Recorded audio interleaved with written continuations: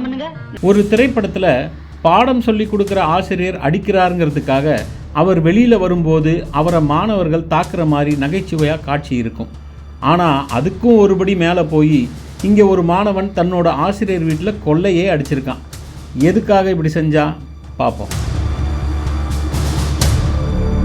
ஆவடியை அடுத்த திருநின்றவூர் தாசர்புரம் 3வது பிரதான சாலையைச் சேர்ந்தவர்கள் கிருபை ஜான் தீபம் தம்பதி.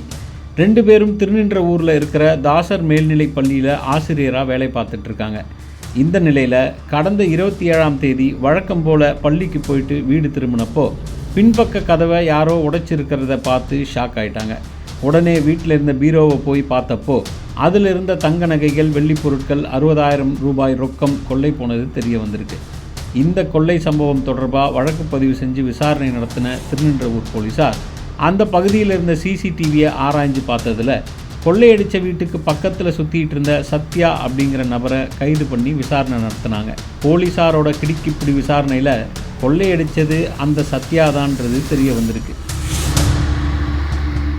இதில் சுவாரஸ்யமான தகவல் என்னன்னு பார்த்தா, சத்யா திருடினது யாரோட வீடுனா அவனுக்கு பாடம் சொல்லி கொடுத்த டீச்சர்னு தெரிய வந்திருக்கு.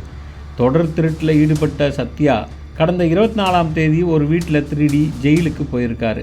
இந்த நிலையில் சொந்தக்காரர் ஒருத்தரோட ஏற்பட்ட தகராறில் கொலை பண்ணிட்டு சத்யாவோட அப்பா சேகரும் ஜெயிலுக்கு போயிருக்காரு. 3 நாள் கழித்து வெளியே வந்த சத்யா அப்பா ஜெயிலுக்கு போனதை கேட்டு வருத்தப்பட்டு எப்படியாவது அப்பாவை வெளியே கொண்டு வரணும்னு மறுபடியும் கொள்ளையடிக்க முயற்சி பண்ணியிருக்காரு. இப்படி நோட்டமிட்டு சத்யா புகுந்த வீடு தான் கிருபை ஜான் தீபம் தம்பதியோட வீடு.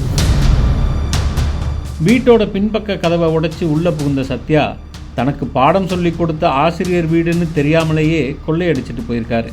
அப்படி கொள்ளையடித்த நகை பணத்தோட சாவகாசமாக சுற்றி திரிஞ்ச சத்யாவை சிசிடிவி, செல்ஃபோன் நம்பர் இதையெல்லாம் வச்சு போலீஸார் அதிரடியாக கைது பண்ணி நகை பணத்தை மீட்டிருக்காங்க.